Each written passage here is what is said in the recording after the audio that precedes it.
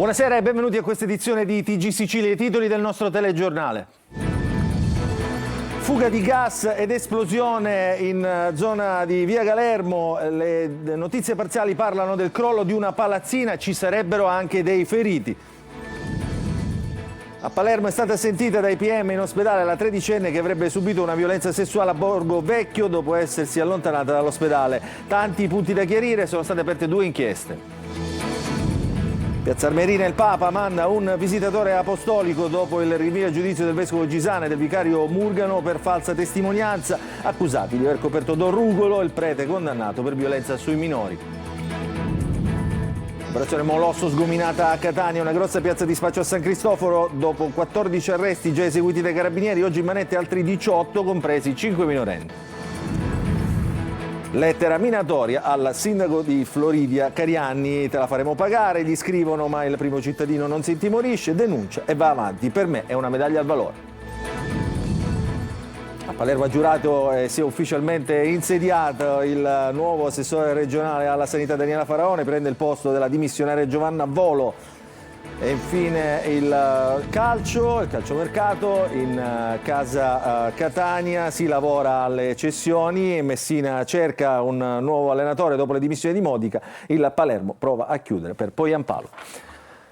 E apriamo il nostro telegiornale con una notizia dell'ultima ora. Una forte esplosione si è verificata a Catania in via Fratelli Gualandi a San Giovanni Galermo a causa di una grossa fuga di gas. State vedendo le immagini in questo momento in diretta proprio sul posto. C'è il nostro Massimiliano Scardaci. Sembrerebbe dalle prime notizie che è una palazzina parzialmente crollata e ci sono dei feriti, ci sarebbero dei feriti, sono accorse 3 squadre dei vigili del fuoco sul posto che stanno operando, che hanno estratto circa 6-7 persone dalle macerie. La zona è stata interdetta al traffico e gli appartamenti nelle vicinanze sono stati evacuati. Al lavoro anche 2 squadre dell'azienda del gas per cercare l'origine della perdita. Sembra, comunicano i vigili del fuoco, che già stessero operando proprio lì anche le squadre della manutenzione del gas. Il boato fortissimo è stato sentito a chilometri di distanza e dopo decine di minuti ne è seguito anche un altro. Queste sono ancora le immagini in diretta. Nel corso del nostro telegiornale vi daremo ovviamente ulteriori aggiornamenti. Nel frattempo andiamo avanti e parliamo di quello che è successo oggi a Palermo. Una tredicenne ricoverata all'ospedale di Cristina ha raccontato ai medici di essersi allontanata nella notte e di essere stata poi violentata. La ragazzina ha denunciato di aver subito abusi nel rione Borgo Vecchio. Sono state aperte 2 inchieste. Oggi è stata ascoltata la ragazzina dal PM proprio in ospedale. Il servizio di Marco Gullà. Sono stata violentata da un ragazzo più grande in una piazza del quartiere Borgo Vecchio. Palermo ripiomba nell'incubo di violenza sessuale. La vittima è una ragazzina di 13 anni ricoverata da giorni nel reparto di neuropsichiatria infantile dell'ospedale di Cristina. La ragazzina, che sarebbe dipendente da alcol e stupefacenti, era accompagnata dalla madre quando all'improvviso sabato pomeriggio, dopo aver litigato con la donna, sfugge al controllo e scappa via. Raggiunta da un'amica, trascorre la notte fuori, non risponde al telefono e torna in nottata all'ospedale dei bambini, totalmente ubriaca, non si regge in piedi. L'indomani, domenica mattina, racconta ai medici di essere stata violentata da un giovane conosciuto proprio quella sera.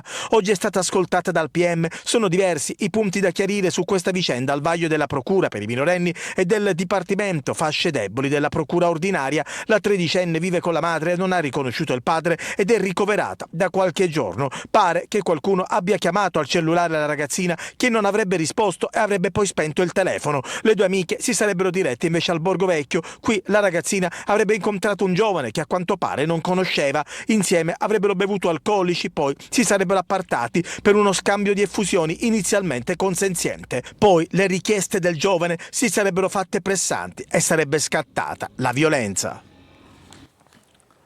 La Procura di Palermo ha chiesto una condanna a 2 anni e 4 mesi per Angelo Flores, uno dei 7 giovani già condannati in primo grado per lo stupro di gruppo al Foro Italico a Palermo, accusato di revenge porn perché avrebbe diffuso video e foto proprio della violenza sessuale avvenuta il 7 luglio del 2023 ai danni di una ragazza che allora aveva 19 anni. Adesso a Piazza Armerina, perché adesso si muove anche il Vaticano dopo il rinvio a giudizio del vescovo Monsignor Gisana e del suo vicario Murgano per falsa testimonianza. Il Papa manda un visitatore apostolico, così si chiama, per seguire il caso di Don Rugolo, già condannato per violenza sessuale. Ci racconta tutto GR Italia. È arrivato direttamente dal Vaticano il segnale più chiaro di attenzione su una vicenda che scuote dalle fondamenta la diocesi di Piazza Armerina. Dal 15 al 18 gennaio un visitatore apostolico inviato personalmente da Papa Francesco ha incontrato prelati e testimoni nell'Ennese per raccogliere informazioni sul comportamento del vescovo Rosario Gisana e del vicario giudiziale Vincenzo Murgano. A conclusione della sua missione il vescovo del Nord Italia dovrà relazionare direttamente al pontefice sullo stato della diocesi e sulle possibili responsabilità. Proprio Gisana e Murgano sono stati rinviati a giudizio dalla Procura di Enna. Il 26 maggio compariranno in aula per rispondere dell'accusa di falsa testimonianza. Gli inquirenti sostengono che i due abbiano insabbiato le violenze attribuite a Don Giuseppe Rugolo, arrivando a mentire su incontri, offerte economiche e persino sulla consegna di documenti riservati al sacerdote, condannato in primo grado a 4 anni e mezzo per abusi su minori.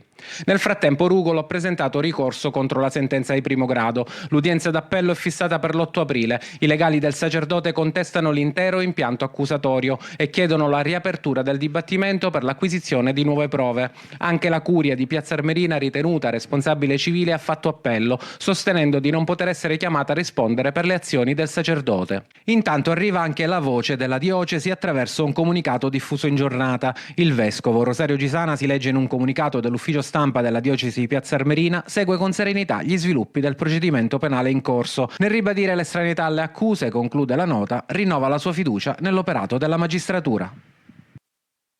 Vediamo un aggiornamento sulla nostra notizia di apertura, l'esplosione della fuga di gas a San Giovanni Calermo. Cominciano ad arrivare altre notizie, ci sarebbe un ustionato molto grave, già ricoverato in prognosi riservata e intubato all'ospedale Cannizzaro di Catania. I vigili del fuoco stanno controllando le palazzine della zona, ma sembra che vi siano davvero diversi feriti. Continuiamo invece con il nostro notiziario, parliamo dell'operazione Molosso, sempre a Catania. È stata sgominata a una grossa piazza di spaccio nel quartiere San Cristoforo. L'operazione ha seguito 14 arresti dei carabinieri ed oggi sono finite in manette altre 18 persone, tra cui 5 minorenni. Il servizio di Simona Mazzone. C'era anche un padre con il figlioletto di 4 anni in braccio tra gli acquirenti di marijuana nell'appartamento di San Cristoforo.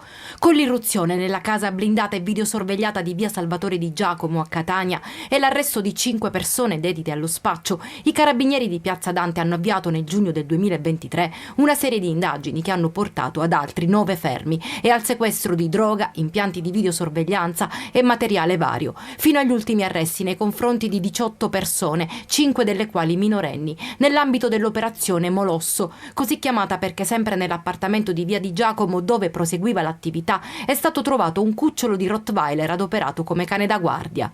Eseguito anche un decreto di perquisizione nei confronti di altri 6 maggiorenni, al momento indagati a piede libero per spaccio di droga.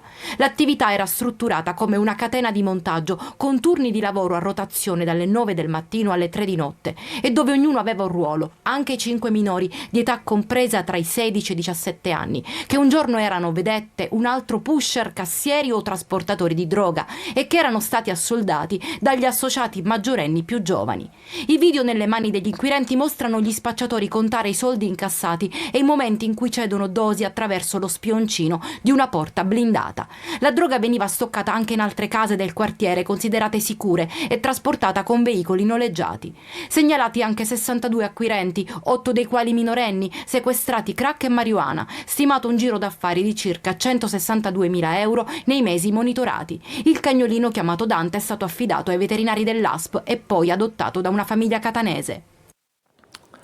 Lettera minatoria al sindaco di Floridia Marco Cariani, te la faremo pagare, scrive l'anonimo, ma il primo cittadino non si intimorisce, denuncia tutto e va avanti con più determinazione. Dice: per me questa è una medaglia al valore. Il servizio di Francesco Aloi. Per me questa lettera rappresenta una medaglia al valore, per me questa lettera significa che siamo nella strada giusta.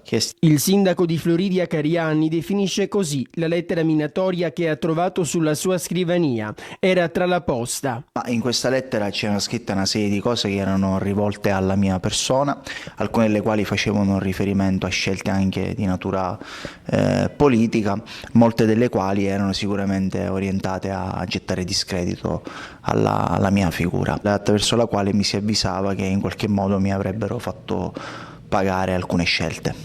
Nessuna paura comunque, un messaggio che non intimorisce il primo cittadino. La sua attività non la fermano queste righe. Assolutamente, perché io quando ho deciso di candidarmi a sindaco ho messo in conto tutto, anche quello di fare tutta una serie di sacrifici dal punto di vista personale che secondo me sono innati a quello che è il ruolo che io interpreto. Naturalmente non si è fatta attendere la solidarietà della politica, ma anche dei cittadini. Uno stralcio della lettera lo ha pubblicato sui social ed è qui che stanno fioccando tantissimi messaggi di vicinanza. Ma il caso di Cariani non è l'unico. In altre zone della Sicilia si è andati anche oltre. Lo scorso ottobre il sindaco di Delia nel Nisseno era stato aggredito con un coltello in municipio.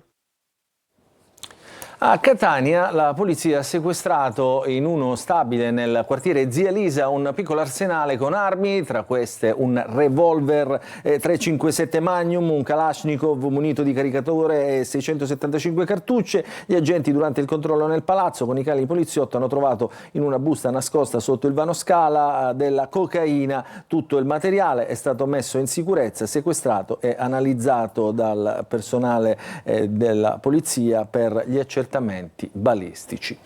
Adesso a Caltanissetta, affari all'ombra della mafia, una confisca da 9 milioni di euro all'imprenditore Giuseppe Lipera, un impero milionario costruito in oltre 30 anni di attività. Il servizio di Eva Spampinato. Dopo il sequestro arriva la confisca definitiva da parte della DIA. Passano allo Stato i beni degli imprenditori Giuseppe Lipera, oltre 9 milioni di euro, l'intero capitale sociale, il complesso di beni strumentali di 3 ditte, partecipazioni in altre 5 società di capitali, 7 immobili, 4 auto, 22 rapporti bancari. Un impero milionario costruito in oltre 30 anni di attività e costanti e continui rapporti d'affari con il gota dell'imprenditoria mafiosa siciliana. Lipera, geometra, 74 anni, imprenditore originario di Polizzi Generosa, ma da anni residente a Caltanissetta, coinvolto nella storica inchiesta Mafia e Appalti, è tra le figure più controverse degli ultimi 40 anni di storia siciliana. Dalle sue mani è passata una buona fetta degli appalti indetti nell'isola tra gli anni 80 e 90, quelli della spartizione scientifica dei fondi pubblici tra le imprese, a patto che si dimostrassero riconoscenti nei confronti della politica e della mafia. Fu condannato a 2 anni e 8 mesi per associazione mafiosa nel 2007, ma collaborò anche con la giustizia prima di ritornare a fare affari anche nel mondo dell'eolico. Ora è libero e ha scontato la sua pena. Il centro operativo di Caltanissetta ha ripercorso la carriera dell'imprenditore, accertandone la pericolosità sociale.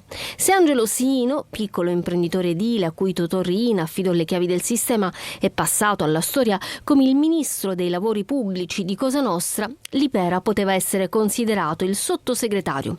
A collegarlo alla regia della spartizione dei lavori è stato anche Giovanni Brusca, il boss di San Giuseppe Jato.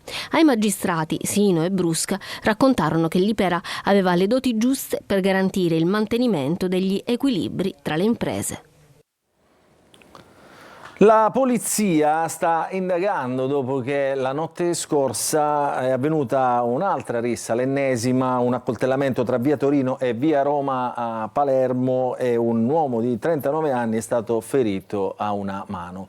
Potrebbe trattarsi di una lite tra clochard, aumenta però l'insicurezza dei residenti che pensano di tornare a sensibilizzare attraverso il prefetto con un'ulteriore fiaccolata, insomma nell'auspicio che aumentino i controlli alle forze dell'ordine soprattutto di notte in città. E restiamo a Palermo, ci spostiamo alla regione dove ha giurato oggi pomeriggio davanti al Parlamento siciliano il nuovo assessore regionale alla salute Daniela Faraoni. La nuova titolare si insedierà domani mattina e si metterà subito al lavoro. Si apre così la nuova fase della sanità siciliana.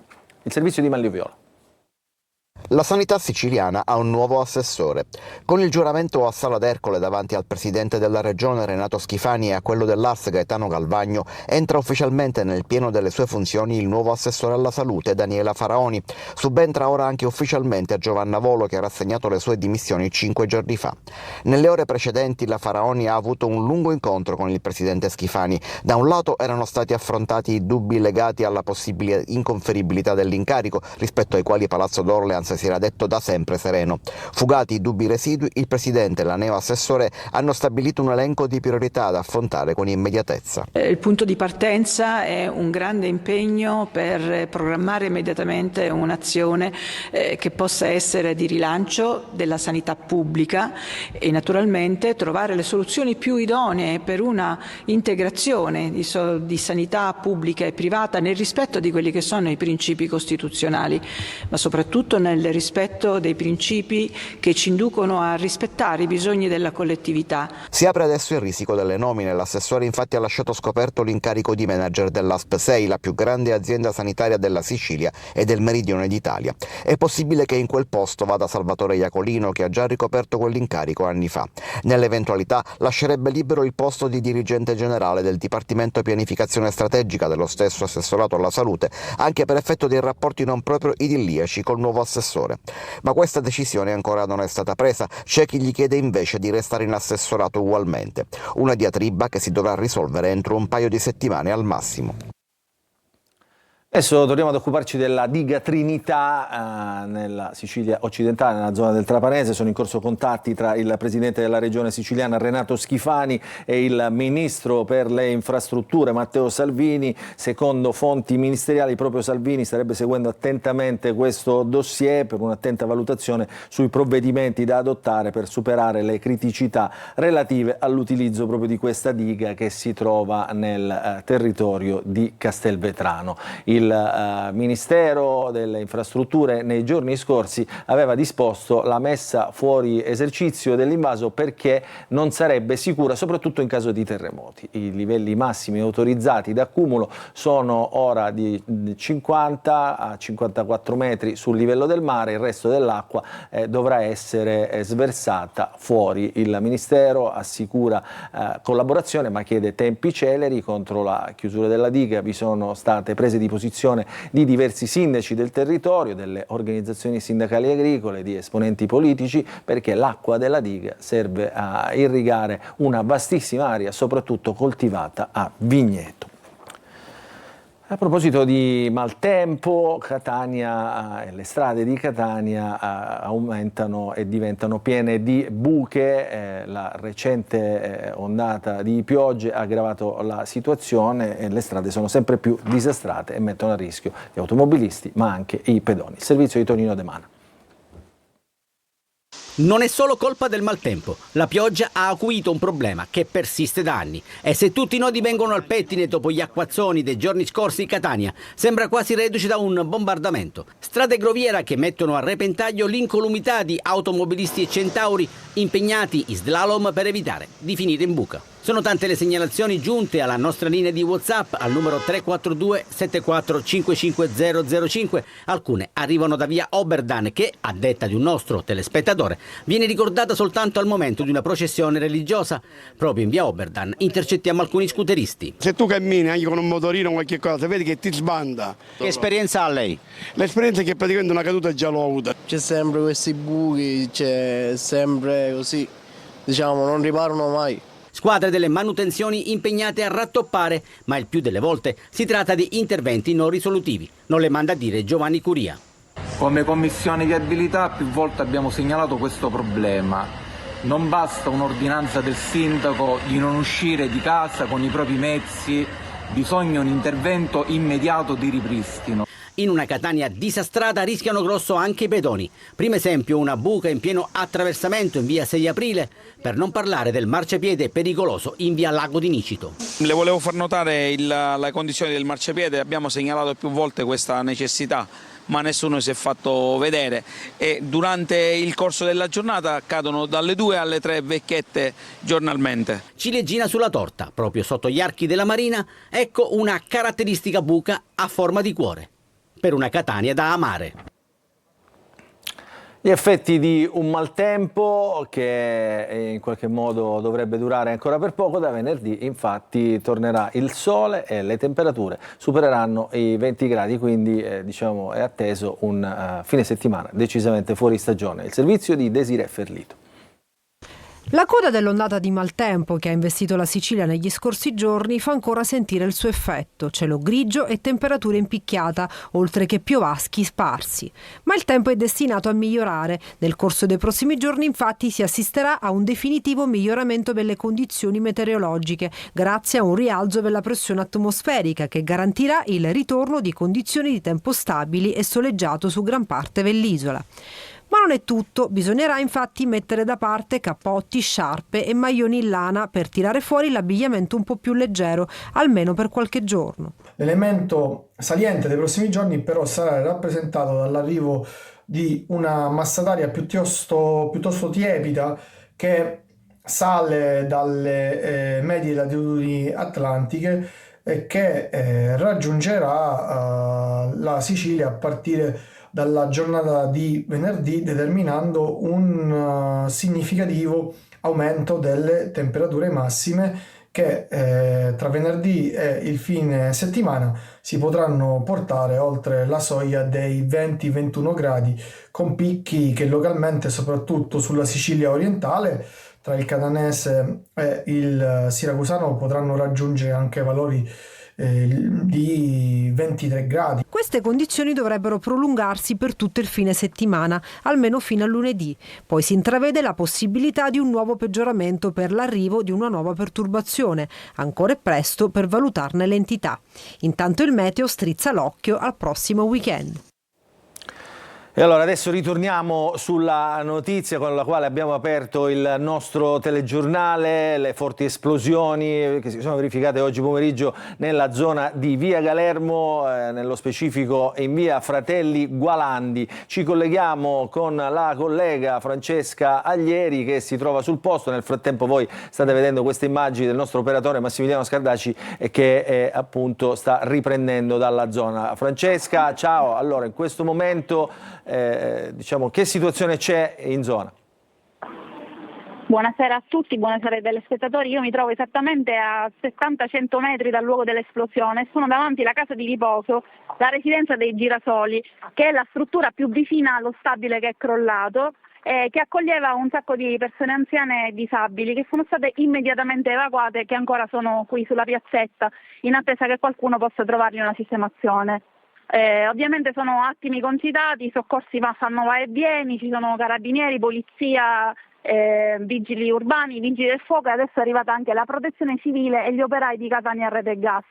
C'è un clima di preoccupazione, tant'è che i soccorritori e le forze dell'ordine ci ripetono in continuazione di stare attenti e di allontanarsi dall'area, perché in realtà l'aria è irrespirabile e c'è un forte odore di gas ancora.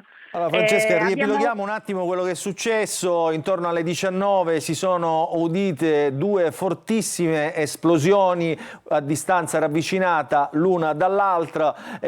A quel punto si è messa in moto la macchina dei soccorsi, è esplosa, l'esplosione è avvenuta appunto durante dei lavori di manutenzione della rete del gas, quindi la strada, diciamo, dove stavano operando i tecnici dell'azienda del gas era già stata interdetta ed era già stata segnalata, insomma, in qualche modo la fuga di gas. Per questo, diciamo, non si registrano feriti, almeno al momento non ci sono notizie tra coloro che stavano operando appunto in zona. Sembra sia crollata, Francesca, dammi, diciamo, conforto su queste notizie, una palazzina di 3 piani, sembra che siano state estratte dalle macerie almeno 7 persone, di cui qualcuno ferito molto molto grave. Abbiamo dato notizia di un ustionato che è stato intubato all'ospedale Cannizzaro di Catania. Francesca, altre notizie insomma, che hai raccolto? Le informazioni sono al momento ancora fermentarie, visto e considerato che comunque non si fanno avvicinare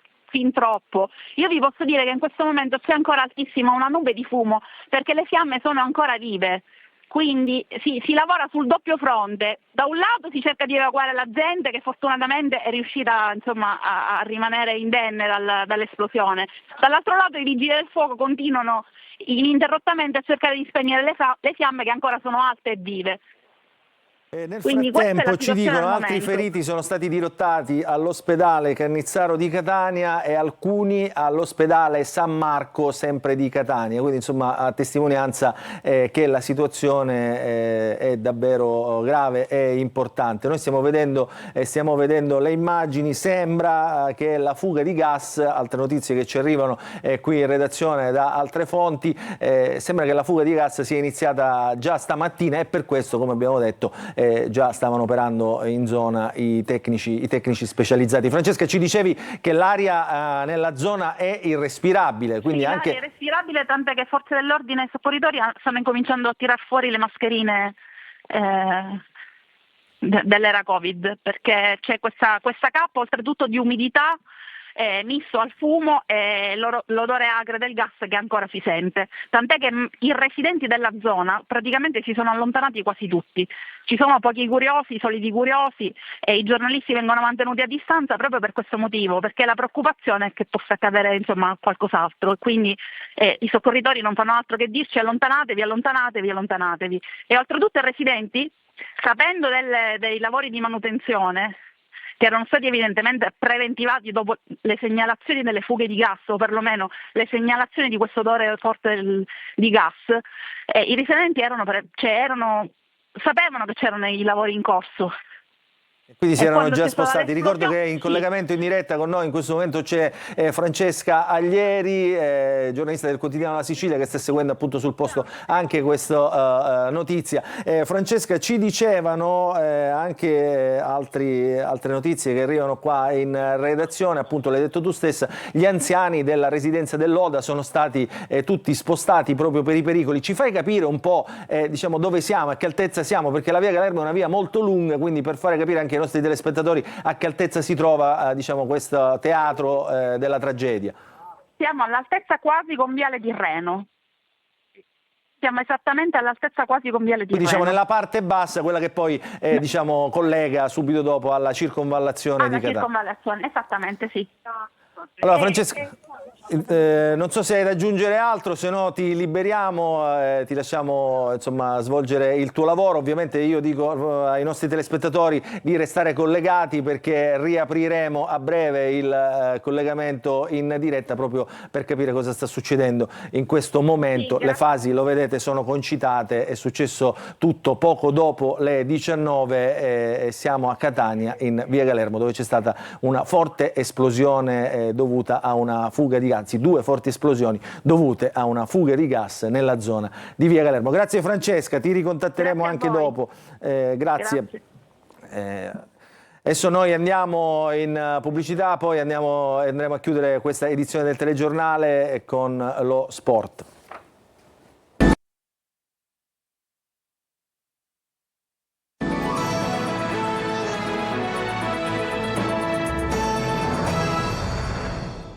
Ancora buonasera, nella seconda parte del nostro telegiornale parliamo di calcio, si lavora sulle cessioni in casa Catania, mentre a Palermo si prova a chiudere per il colpo Poyampalo. A Messina invece dopo le dimissioni del tecnico Modica resta il nodo allenatore la priorità. Il servizio di Francesco Triolo. Sogni, concretezza, crisi da risolvere, il calciomercato come medicina per le siciliane, a cominciare dal Palermo che si sta muovendo con una certa determinazione su Joel Poyampalo, l'attaccante finlandese del Venezia, sul quale crede molto il DS Osti. L'offerta del Palermo è di 3 milioni e mezzo, la richiesta dei veneti di 4,5, ballo 1 milione, cifra non incolmabile. Si potrebbe trovare un punto d'incontro e la trattativa è ben avviata, così come quella per il difensore centrale del Verona Gian Giacomo Magnani. Entro la fine della settimana si potrebbe chiudere anche per lui. A Catania si lavora sulle cessioni. Dopo Gianluca Carpani, ritornato all'Ascoli, i rossazzurri contano di proseguire con le cessioni, a cominciare da D'Andrea, lasciato in sede in occasione del ritiro in Calabria, Chiricò, fuori lista da inizio stagione, e Celli, seguito dal Rimini. Si cerca una sistemazione anche per gli altri elementi non in lista, Rapisarda, Monaco e Zanellato, e per Ierardi, Luperini e Montalto. In bilico c'è la posizione di Guglielmotti. A Trapani, da un lato si sogna Mario Ballotelli in granata, dall'altro la realtà dice che il presidente Antonini ha chiuso per il difensore classe 98 Davide Zappella dall'Entella. Adesso occhi puntati sul portiere Titas Krapikats del Messina, ma in riva allo stretto hanno un altro problema da risolvere in queste ore, quello della guida tecnica. Addio di Modica è arrivata alla vigilia dell'anticipo play-out di sabato prossimo a Caserta, una partita che diventa quasi decisiva. Sul taccuino del DS Domenico Roma 4 nomi, tra cui quelli di Pasquale Marino e soprattutto Cristiano Lucarelli, che però prima deve rescindere col Catania il contratto in scadenza a giugno e chiede determinate garanzie tecniche alla società. Intanto è stato ufficializzato l'ingaggio del centrocampista Marcel Buchel dalla SPAL. Questa è l'ultima notizia, il nostro telegiornale finisce qui, però non andate via perché subito dopo la pubblicità ritorneremo in diretta per aggiornarvi su quello che sta accadendo nella zona di Via Galermo a Catania dopo le 2 forti esplosioni causate da una fuga di gas e di conseguenza i feriti che ci sono stati, questa che sembra essere davvero una tragedia in zona. Allora ci collegheremo subito dopo, intanto chiudiamo questa edizione, grazie per averci seguito. Proseguimento di serata a tutti.